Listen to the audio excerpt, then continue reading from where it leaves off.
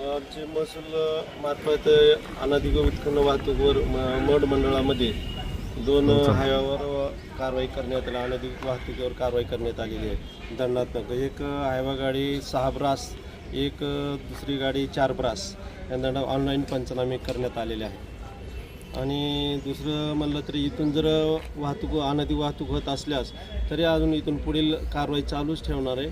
आणि इथून पोलीस प्रशासन आणि RTOच्या मदतीने पण कारवाई करणार लोड गाड्यावर.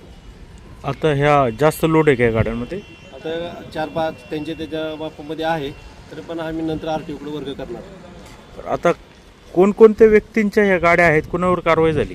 आता यांचं एक डोंबरे म्हणून आहे, एक आणि चौधर म्हणून एक गाडी आहे. असे यांच्यावर कारवाई केलेली आहे. आम्ही ऑनलाईन शोधून त्यांचे पंचनामे ऑनलाईन केलेले आल्यावर त्यांच्यावर दंडात्मक शासनाला महसूल मिळेल.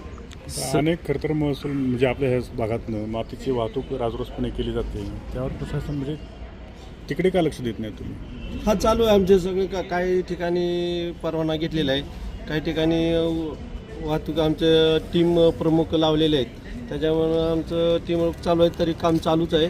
आम्ही आज कारवाई चालू करणारच आहे.